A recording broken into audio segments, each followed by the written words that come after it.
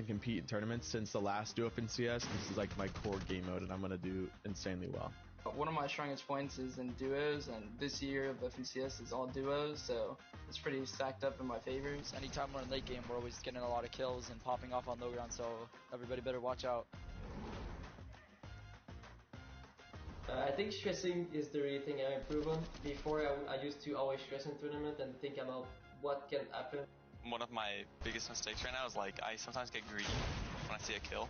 It doesn't really matter where you land. At the end of the day, you're going to play grand finals, and you're going to, as long as you have a good spot, you can cash out and make a lot of money and set a name for yourself. Like, learn what your mistakes are. Like, you can't go back and redo it, so you just gotta learn and try to not do it in the future. Just getting through all these tournaments, trying to learn as much as I can from them is honestly pretty much what I'm doing all the time now. So that's pretty much it. I'm just trying to make myself as mechanically sound as possible, so that way, like, there's just nothing that can be put past me. So far I've called for every Duo Cash Cup that I played, so I think that's a really, really good start. I feel like this year is definitely like my year. I'm coming into this FNCS feeling strong. I'm very positive that I'll do good throughout the whole year, especially this FNCS, and yeah, hopefully I win.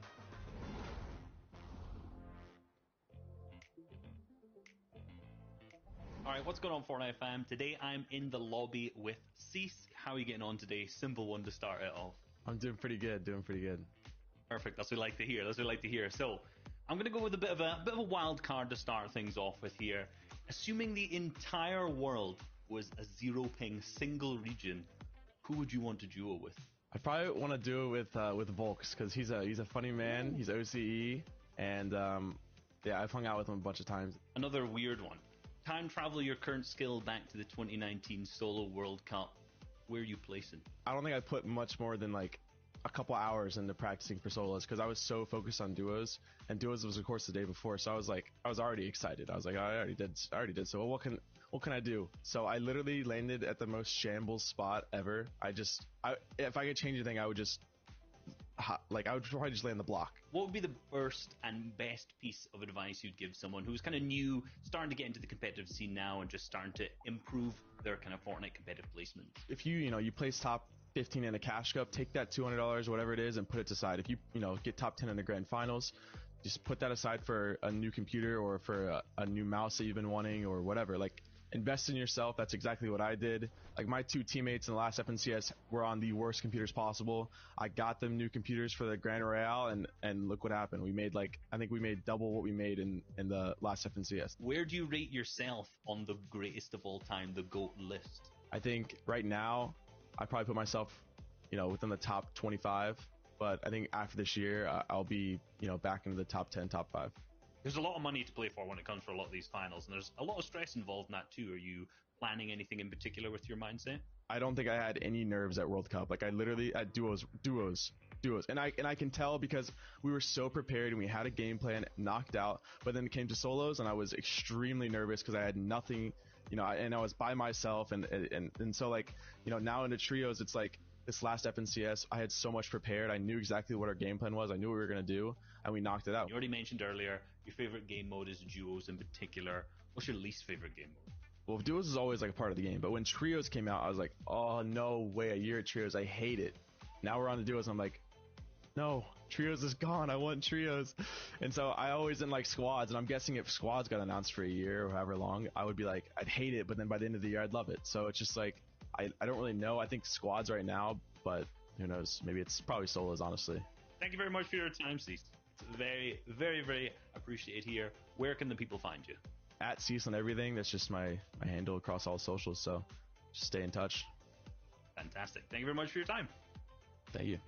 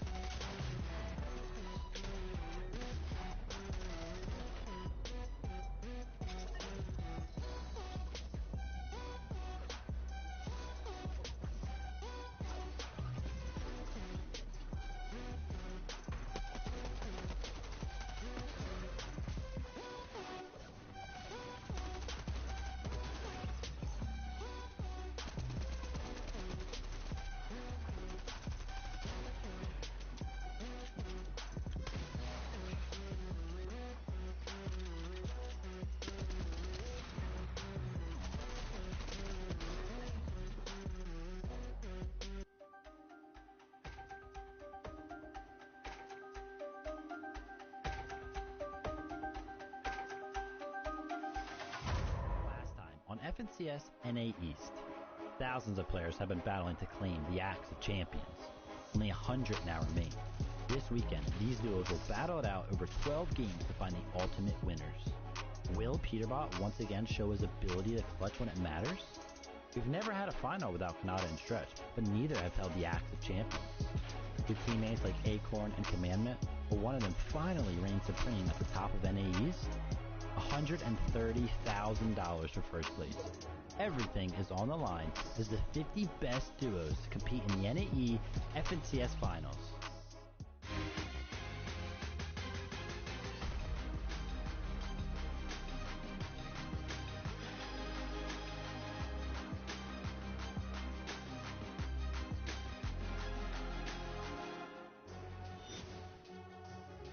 This is it, Act 1 of the biggest Fortnite show on the planet. You've got your tickets, and now is the final installment of the Ultimate Weekend Trilogy. Get your chili chug splashes at the refreshment stand, grab your front row seats as we pull the curtains wide open on this Battle Bus Bonanza, because it's FNCS final times, baby! My name's Adam Savage, I am your host.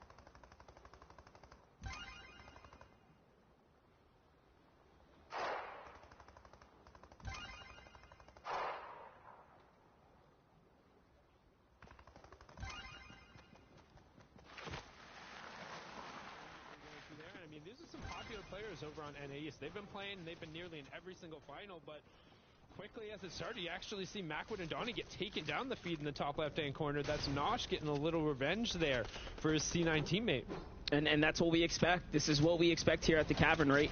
There are going to be clashes that happen left and right. If a team fights first, you are basically at the biggest disadvantage. The one single duo that's sitting nearby, they can decide whether or not they're going to go ahead and jump on in and take this battle. And this is probably Oliver OG's worst nightmare here. Clix and Day. We knew that they were contested over on the beachfront, and they were sharing this general area. And Oliver OG shared with us, you know, kind of in the pre-show before things kicked off, like, hey, man, we don't really know how, you know, what kind of clicks we're going to get today.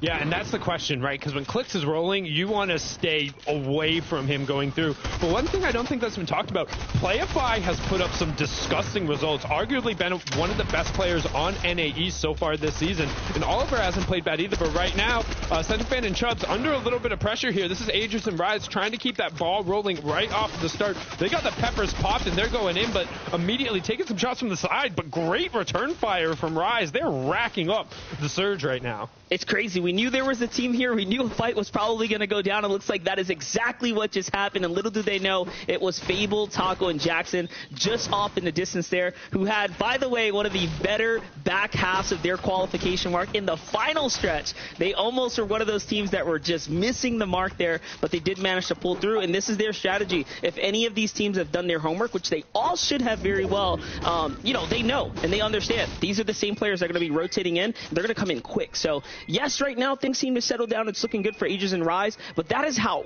risky their tournament life is right now. There are so many people keeping eyes on Greasy Grove. And right now, over the northern part of the map here, you can see Milks and Rhythm trying to get in a fight here. There's a ton of loot and a ton of metal over in this area. It's a nice little fishing spot towards the outside, but sometimes it takes a little while to get that loot down. However, Rhythm and Milks not necessarily doing the worst here. Max shields and tons of excess utility, so looks like they're really the ones who are pushing the pace on this fight. Yeah, ammunition looking great as well for Rhythm and Milks here, so they have a lot in the tank, right? If they want to sit this fight out and stretch this, they have the zone on top of them. There's a lot that they can actually do here. They really have the full advantage in this situation, and right now it looks like they're trying to honestly go for the full limb secure here. These wall pieces and wall takes are looking really good, and they actually have them spread out from his teammate here, 20, with a very risky play there in Reciprocal with the counterfire. Nicely done for them. Yeah, look at the bottom right-hand corner, though, Monster. We have another team. Those triangles represent a duo, and they're coming in. They're taking the high ground, and that's the problem when you get bogged down here. Normally, you wouldn't invest in getting in this fight, but because there's so much extra utility down here, you can afford to spend this much brick, this much metal, because you can very quickly farm it back up. But right now, Reciprocal and 20 are fighting this defensive fight pretty solidly. They're not investing as many materials. Granted, they don't have as many to invest. As you can see, 20 is completely out of brick, but now they're actually getting on the offensive. Gotta be careful, though. DJ and Yamso creeping up ever so closely now as they are starting to sneak right into this battle, and there it is. They enter into the fight quickly, but 20 fast with the reflexes there. Great Kona going and slow down that push, that onslaught coming from up above, and here comes the full turtle. And look at this. They are only down to 7 builds now for 20, and not to mention he is running through all of these enemy builds, right? They were just being hard pressured all through these builds, and now they have to go ahead and get on the defense here. Rhythm and company can go ahead and turn this fight around at any second now.